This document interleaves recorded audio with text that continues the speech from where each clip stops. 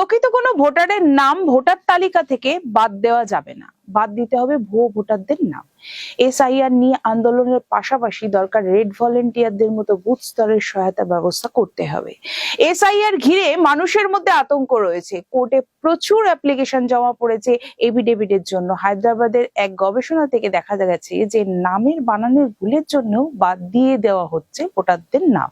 আমরা বারবার বলেছি ভুয়ো ভোটার বাদ দিতে হবে, মৃত ভোটার বাদ দিতে হবে, কিন্তু প্রকৃত ভোটারদের বাদ দেওয়া যাবে না। এখানে ভোটে কারচুপি করেছে তৃণমূল ও বিজেপি একসঙ্গে। ডায়মন্ড হারবারের সব থেকে বেশি ভোট লুট হয়েছে।